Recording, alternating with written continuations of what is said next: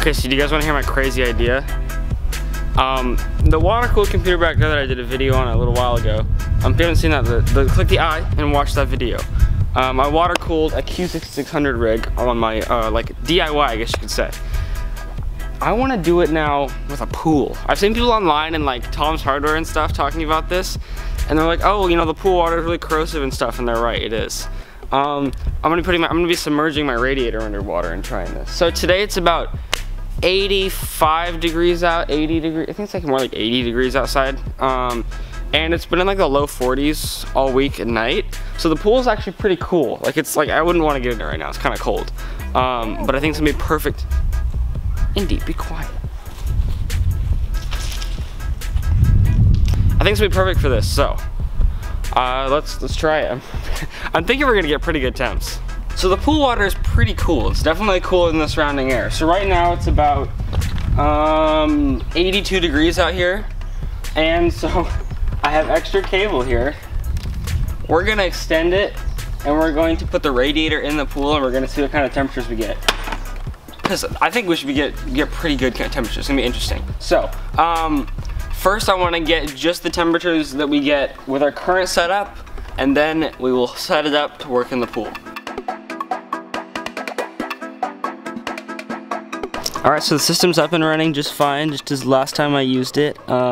Just if you guys haven't seen the video on me making this, I'll put the little I. Click the little I, and then you can click and watch the video on how I made this liquid cooling loop. But we got it running. It runs just as well as the last time I used it, which is actually kind of surprising. So you can see in here, if I can focus. Yeah, okay, so you can see the liquid flowing right in there, and it's flowing up through the water block, over through the radiator, and then back in. And this fan is hooked up to a Molex. I soldered it onto a Molex connector. So this fan is always running at 100%, so we're not really worried about that. It doesn't seem to be moving a lot of air though. It's moving a decent amount, but yeah, it's running. And I have IDA 64 open here on the monitor. It's kind of hard to see because the monitor is not very bright and it's kind of bright outside.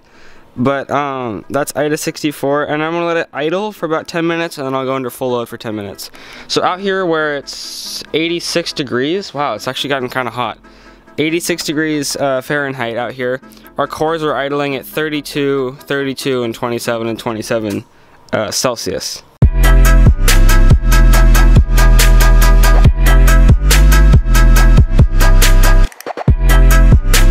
Alright, so we have our temperatures for just standard, how we have the loop set up right now.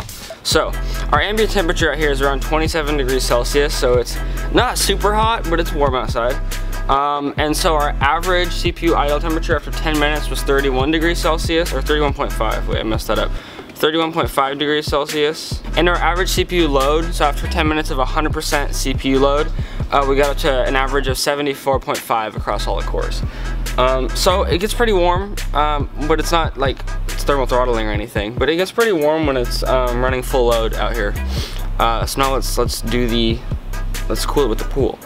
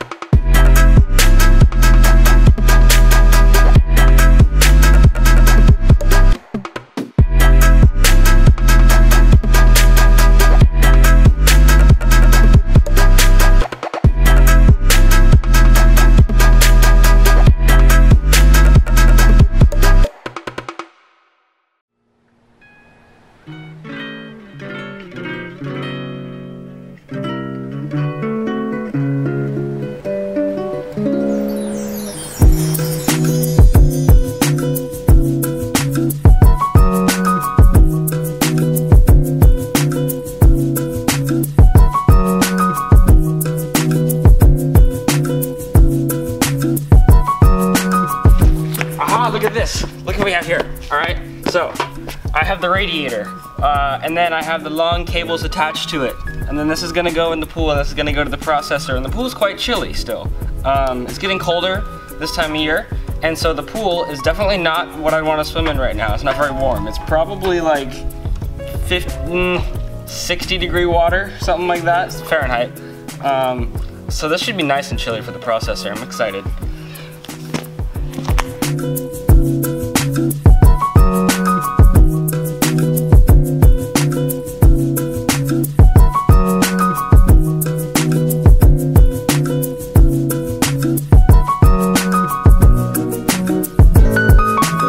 And then this guy goes right back in here.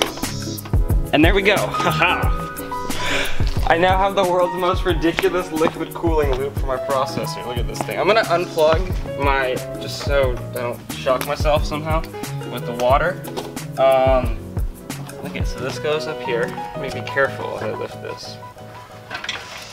So I'm gonna put this guy down here by the water's edge. Look at this. This is gonna work. Okay, so there's a little bit of air in between the fins, but oh man, the pool is nice and chilly. So the deeper I put this, the colder it gets, right? Oh yeah, it gets cold. So the idea is to have this as deep as possible in the water. This is all the tubing I had left from this thing, so I don't have a whole lot of tubing. Otherwise I just put it at the bottom of the pool. But yeah, okay, so now I gotta fill the loop, and then we should be good to go. I can't believe I'm doing this. I honestly do not know if anybody's ever done this before and like documented it. I looked online and like I just briefly searched. I didn't look very deep, but I just briefly searched online to see if anybody's done this before, and I didn't find anything at first. But you know, maybe I didn't look hard enough. All right, now it's time to fill the loop. This is probably gonna take a lot of fluid. I'm kind of worried that my pump isn't gonna have enough pressure for this.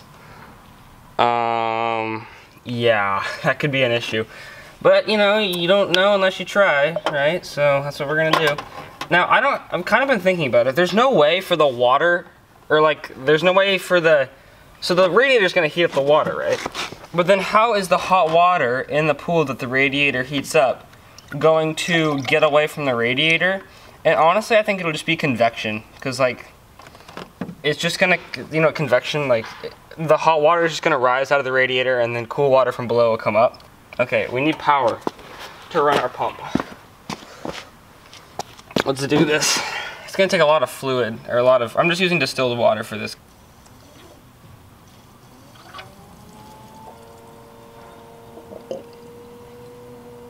Oh, it came back already.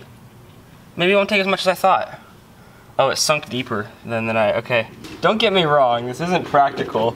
I mean, I guess you could run like tubes if you had a powerful enough pump all the way from like your room to your pool and do this. But then like during the summer, it still might get too hot.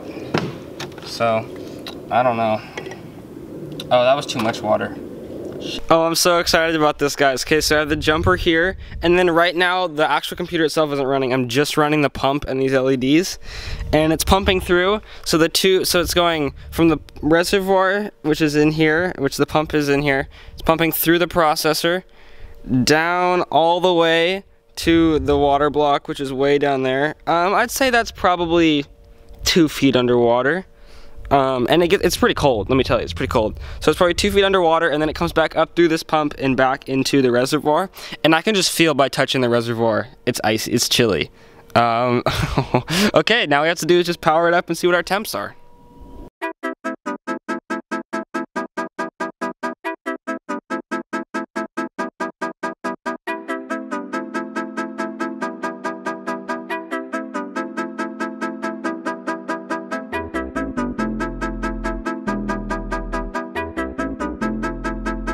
Alright, so here we're gonna go for our first boot. Ready? Here, fingers crossed.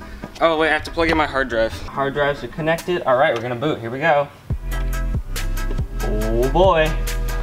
Go, Windows, go. Oh, we got a BIOS. Okay, awesome.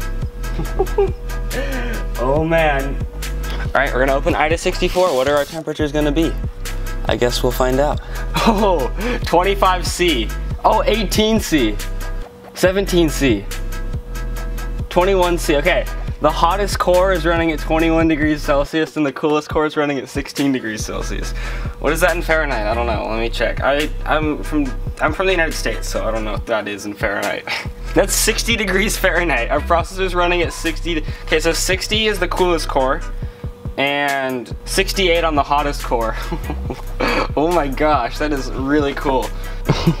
Okay, 16C under idling. So now the test is full load. What are we gonna get to under full load? Start the load test.